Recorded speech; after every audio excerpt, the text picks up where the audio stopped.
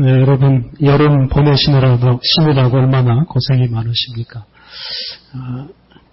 저는 작년 여름을 생각하면서 올 여름을 아주 시원하게 보내고 있습니다. 기억하실지 모르겠지만 작년 여름은 올해보다 훨씬 더 더웠습니다. 40도 가까이 기온이 올라간 날들도 참 많았습니다. 게다가 학사 공사를 마무리하고 있었습니다. 당시에 학사생 모집 공고는 냈는데 학사가 완공되지 않아서 또 지체되어서 참 마음고생을 많이 했었습니다. 그런 작년 여름을 생각만 해도 올 여름은 아주 시원하게 느껴집니다. 여러분들도 지혜를 잘 발휘하셔서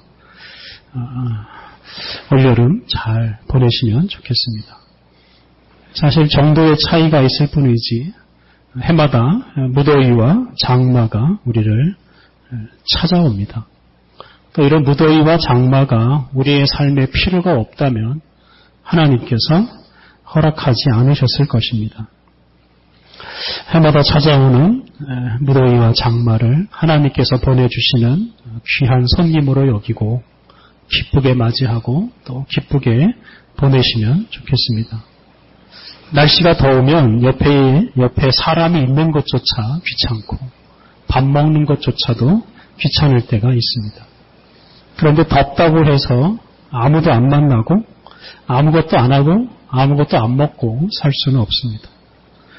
그렇게 살면 우리 인생이 망가질 수도 있습니다. 여름이 겨울보다 좋은 쉬운 9가지 이유라는 책이 있습니다. 여름에 할 수 있는 일, 여름에만 먹을 수 있는 것 참 많습니다. 바다에서 수영을 하는 거, 복숭아를 먹는 거, 여름에만 할 수 있습니다. 겨울 풍경도 멋이 있지만 여름 풍경만큼 멋지지는 않은 것 같습니다. 여름에만 할 수 있는 것, 여름에만 볼 수 있는 게 참 많습니다. 여름이 우리에게 주는 유익이 아주 무궁무진합니다. 여름을 친구로 삼고 살면 여러분 더 즐겁게 인생을 살 수 있을 것입니다. 우리 인생의 성장을 방해하는 요소 중에 하나가 이 배제라는 것입니다. 없애버리는 것입니다. 여름은 더워서 싫고 겨울은 추워서 싫고 봄은 황사 때문에 싫고 가을은 쓸쓸해서 싫고 이런 식으로 봄, 여름, 가을, 겨울을 우리 인생에서 다 쓸모없는 것으로 다 내버리고 다 배제해버리면 우린 1년 내내 그냥 허송세월을 해야 합니다. 계절뿐만이 아닙니다. 우리 주변에 있는 사람들도 마찬가지입니다. 히틀러라는 사람은 유대인을 학살한 것으로 유명합니다. 유대인은 게르만 민족에 비해 열등한 민족이라고 규정을 하고 그런 민족은 세상에서 없어져야 세상이 좋아진다고 주장을 하면서 닥치는 대로 유대인들을 죽였습니다. 그렇게 죽인 사람이 무려 600만 명이나 됩니다. 그런데 그가 유대인만 학살한 게 아닙니다. 그가 생각하기에 쓸모없는 사람이라고 생각하는 사람들을 수없이 많이 죽였습니다. 그 중에 하나가 장애인들이었습니다. 육체적이거나 정신적인 장애를 가진 사람들은 세금이나 촌내고 국가에 도움이 안 된다고 규정을 하고 그런 사람들을 닥치는 대로 수십만 명이나 죽였습니다. 그런데 그가 그렇게 많은 사람들을 죽임으로써 좋은 세상이 왔느냐 하면 정반대로 독일과 또 온 세계를 지옥으로 만들어 버렸습니다. 우리들에게도 히틀러와 같은 마음이 있을 수 있습니다. 우리 기준으로 쓸모있는 사람과 쓸모없는 사람, 도움이 되는 사람과 도움이 되지 않는 사람을 구분하고 쓸모없는 사람, 도움이 되지 않는 사람은 다 없애버려야 한다고 생각할 수 있습니다.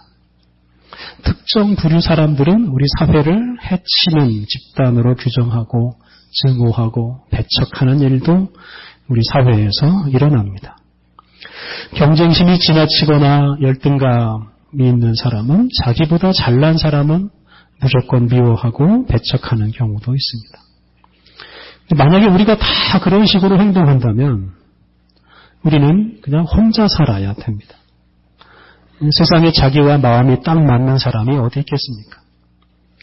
어떤 사람과 함께 살지 못할 이유를 찾으면 수없이 찾을 수가 있습니다.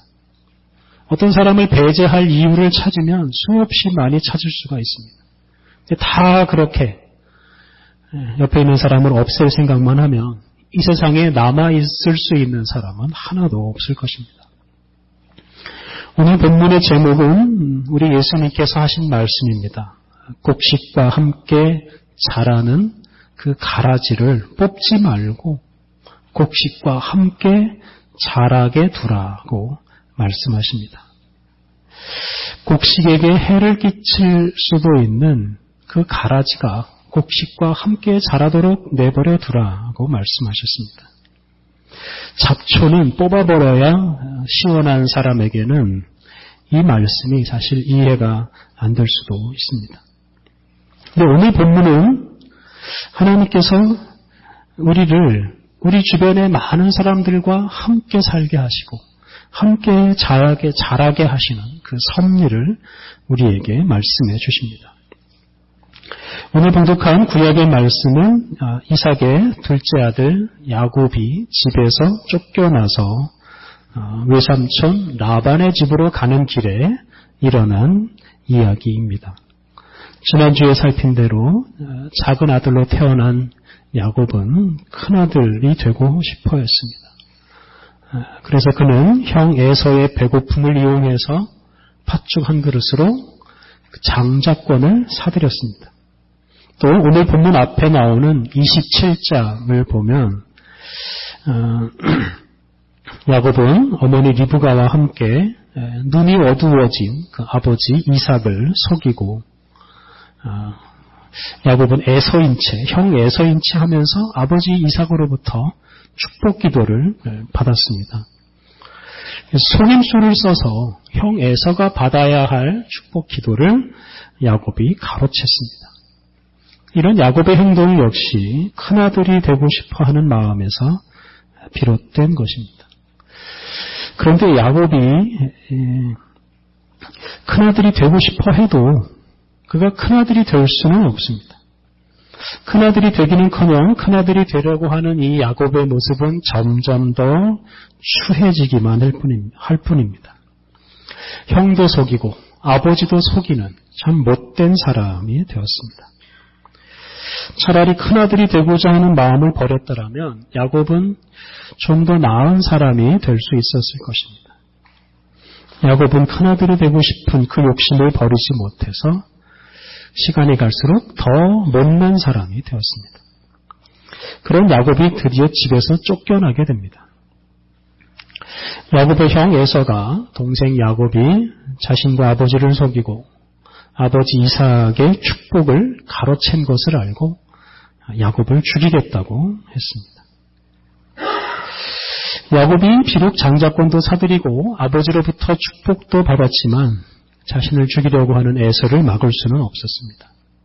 그래서 도망을 치게 되었습니다.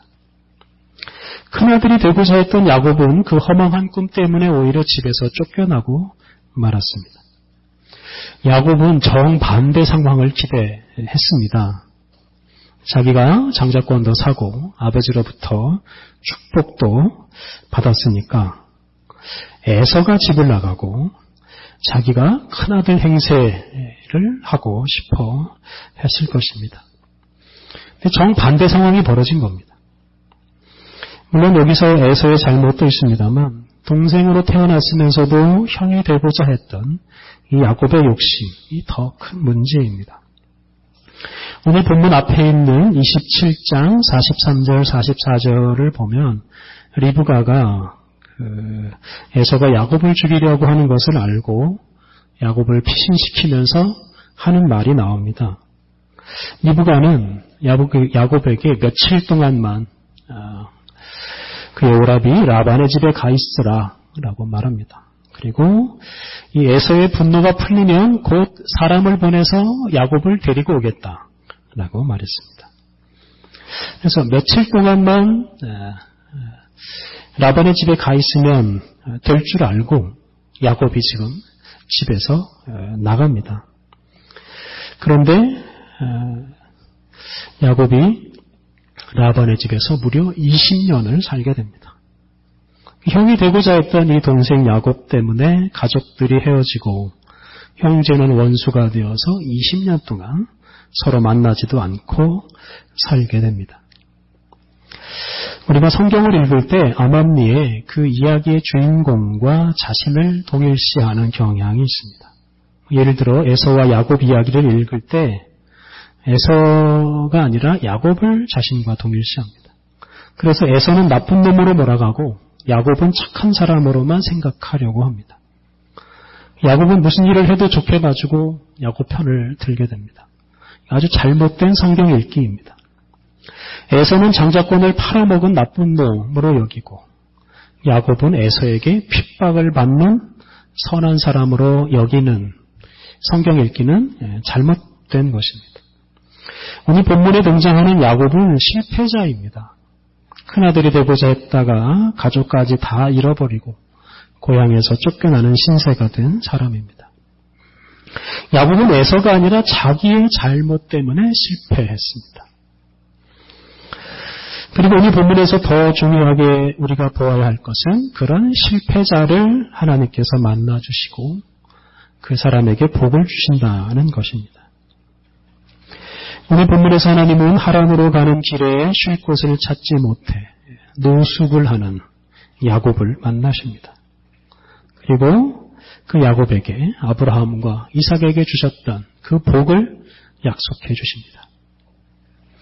하나님께서 야곱에게 복을 약속하신 것은 그동안 야곱이 장자가 되고자 애를 썼기 때문이 아닙니다. 형에게 장자권을 사고 아버지를 속여 아버지로부터 축복을 받은 것 때문에 하나님께서 야곱에게 복을 약속하시는 것이 아닙니다. 그냥 하나님께서 야곱에게 복을 주시는 것뿐입니다. 오늘 보면 15절은 먼 길을 떠나는 사람에게 축복하며 기도할 때 자주 사용하는 말씀입니다. 언제나 읽어도 참 우리에게 위로를 주는 말씀입니다. 15절 내가 너와 함께 있어 내가 어디로 가든지 너를 지키며 너를 이끌어 이 땅으로 돌아오게 할지라 내가 내게 허락한 것을 다 이루기까지 너를 떠나지 아니하리라. 하나님께서 야곱이 고향으로 다시 돌아올 때까지 항상 함께 하시고 야곱을 통해 하시려고 한 일들을 다 이루시겠다고 약속하십니다. 야곱에게 주님께서 품으신 일들을 다 이룰 때까지 결코 떠나지 않겠다고 약속해 주십니다. 그런데 야곱에게 이런 엄청난 복을 자격이 있느냐를 따지면 사실 그 사람에게 이런 자격이 없습니다.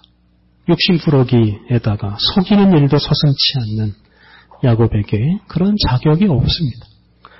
자격이 없음에도 불구하고 하나님은 엄청난 복을 야곱에게 약속하셨습니다. 그리고 야곱은 베델에서 이 하나님을 만난 이후로 그의 인생은 완전히 달라지게 됩니다. 이후로는 아브라함과 이삭에게 약속하신 복을 상속하고 그 약속을 실현하고 이어가는 사람으로 살아가게 됩니다. 오늘 본문은 야곱의 인생이 야곱이 계획하고 야곱이 노력한 대로 진행되지 않는다는 것을 강조합니다. 야곱의 인생은 하나님을 만남으로써 달라지고 새로워졌습니다. 야곱의 인생의 성패를 결정한 것은 야곱 자신 또는 야곱 자신의 노력도 아니고 그렇다고 형 에서도 아닙니다. 야곱의 인생을 좌지우지하는 분은 바로 하나님이십니다. 특히 야곱은 형 에서를 자신의 인생의 걸림돌로 여기고 형을 치우려고 없애려고 노력하였지만 하나님은 형 에서와 관계없이 야곱의 인생을 복된 길로 인도하십니다. 그런 하나님을 야곱이 만남으로써 야곱 자신도 새로운 인생, 새로운 사람으로 살아가기 시작합니다.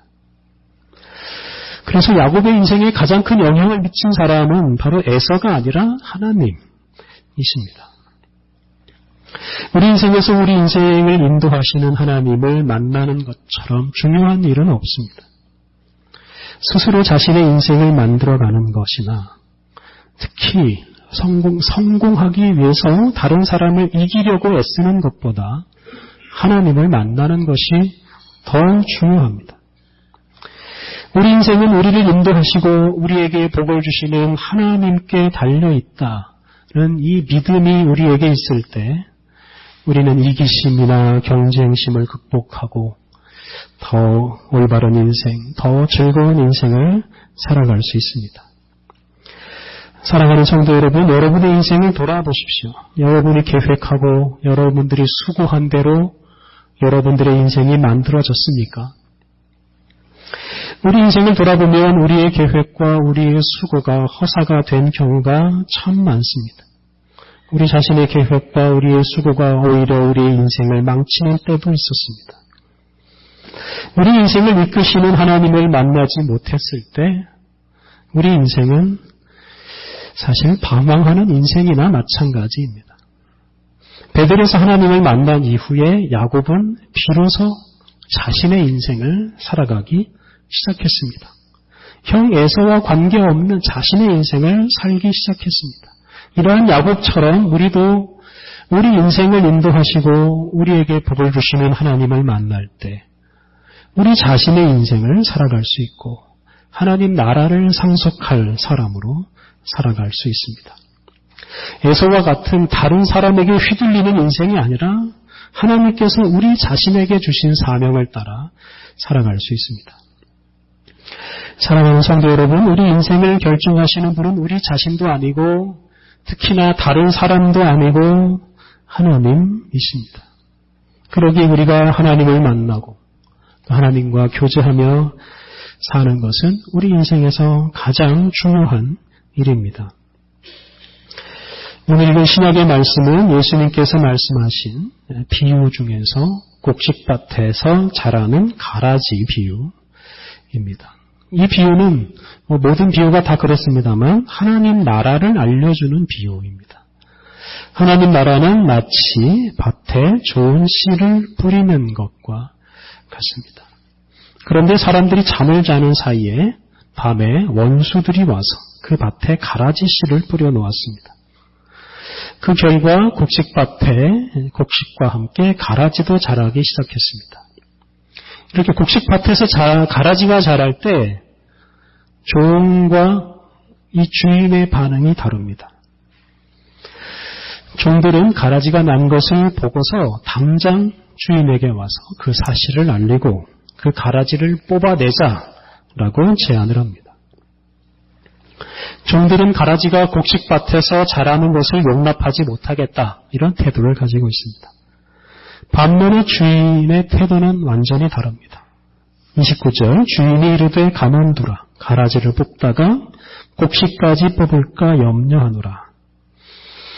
주인은 가라지를 그냥 두라고 말씀하시고 가라지보다 곡식을 더 주목하고 더 중요하게 여깁니다. 가라지가 있다고 해서 곡식이 자라지 못하는 것은 아닙니다. 오히려 가라지를 뽑다가 곡식을 다치게 해서는 안 된다고 말합니다. 주인은 추수 때까지 그냥 두라고 말했습니다. 가라지는 독볼이라고도 부르고 번식력이 아주 강한 그리고 독성도 있는 식물입니다. 주변의 식물들을 죽일 수도 있는 그런 무시무시한 식물입니다. 좋은 곡식을 죽이고 성장할 수도 있습니다. 그런데 밭에 씨를 뿌린 이 주인은 걱정을 하지 않습니다. 주인은 그 가라지, 그 독초가 결코 곡식을 해치지 못할 것이라는 확신이 있습니다. 밭에 뿌려진 이 좋은 씨는 이 독초의 공격을 이겨낼 수 있는 충분한 힘이 있다고 믿기 때문에 그렇습니다. 실에 겁을 먹고 가라지를 뽑으려다가 좋은 곡식까지 해칠 수 있었기 때문에 주인은 가라지를 그대로 두라고 말하고 있습니다. 여기서 우리는 하나님의 나라에 대해서 알 수 있는데요. 하나님의 나라가 확장하고 열매를 맺는 그 방식에 우리가 주목해야 합니다. 하나님의 나라는 가라지를 없애는 방식으로 확장되는 게 아니라 좋은 곡식이 자라고 열매 맺는 방식으로 확장됩니다. 우리가 주목할 것은 자체적으로 성장하는 하나님의 나라이지 그것을 방해하는 가라지 같은 세력들이 아닙니다. 좋은 씨, 즉 하나님 나라 복음은 그 자체의 능력으로 성장합니다. 자체적인 힘이 있기 때문에 가라지의 방해에도 불구하고 잘 자라서 열매를 맺게 됩니다. 그래서 하나님의 나라를 방해하는 세력 때문에 두려워하기보다는 하나님의 나라를 주목해야 한다는 것입니다. 악한 세력이 결코 하나님 나라가 성장하는 것을 방해할 수 없고 이길 수 없습니다. 그리고 하나님의 나라가 완성되면 악의 세력은 더 이상 설 곳이 없어지게 됩니다. 최근에 우리 기독교가 반대하는 단체로 오해받을 만한 일들을 참 많이 합니다. 소위 보수적인 기독교 단체들이 이슬람교에 대한 혐오, 또 동성애자에 대한 혐오, 소위 좌파라고 불리는 사람들에 대한 혐오, 또 이단들에 대한 혐오를 부추기고 있습니다.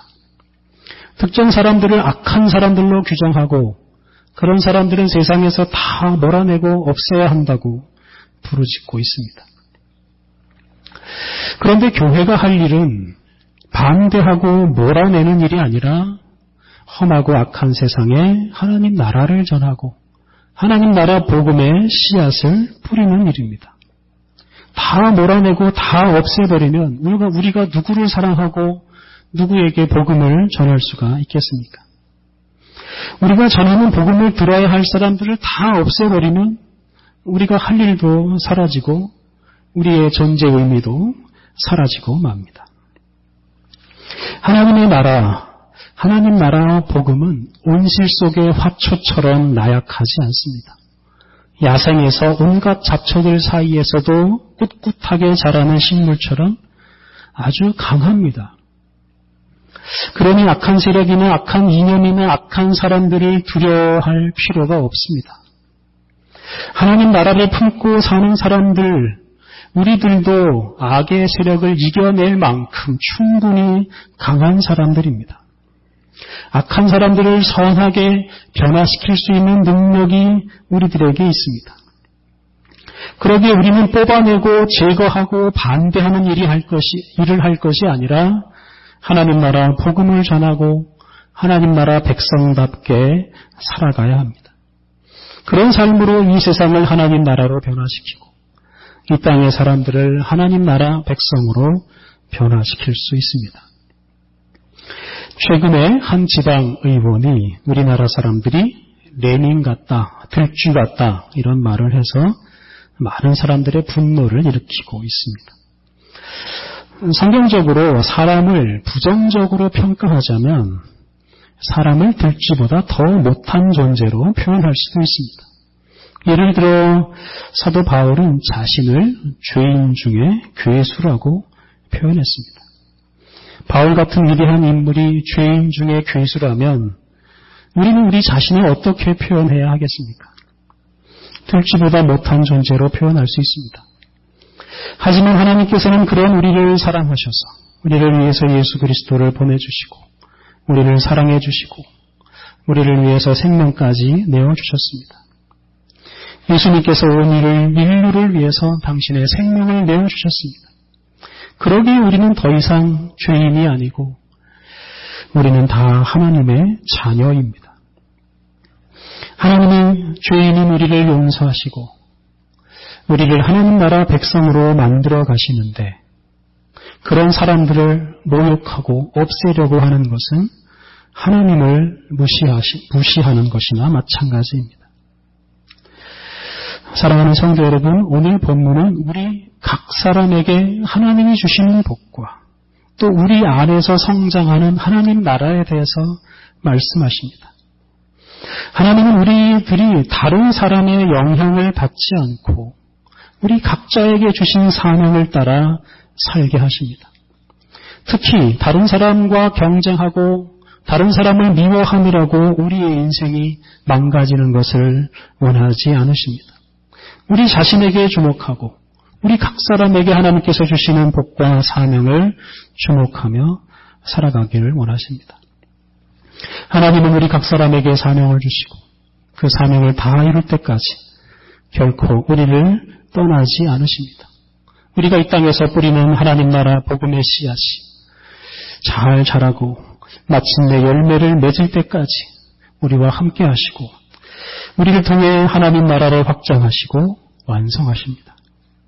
그러므로 우리가 다른 사람을 신경 쓰며 살기보다는 하나님 만나기를 힘쓰고 날마다 기쁘고 감사하게 하나님을 만나면서 하나님의 일을 하면서 하나님 나라를 확장하는 우리의 사명을 이루며 살아가야 하겠습니다. 우리 함께 기도하시겠습니다. 하나님 감사합니다. 주님께서 우리를 만나주시고 우리를 인도하시기에 우리에게 소망이 있습니다. 주님께서 우리 각 사람에게 사명을 주시고 복을 주시기에 우리 인생을 방해하는 모든 세력을 이기고 우리가 결국 주님의 뜻을 이루고 하나님의 나라를 확장할 것입니다. 원망할 것도 많고 싸워야 할 것도 많은 세상이지만 우리가 오직 주님을 바라보고 주님께서 우리에게 주시는 사명을 따라 살게 하옵소서. 누구도 원망하지 않고 누구와도 싸우지 않고 오직 주님 말씀 따라 살게 하옵소서. 그리하여 우리가 주님의 뜻을 이루는 거룩한 인생을 살게 하옵소서. 예수님의 이름으로 기도드립니다. 아멘.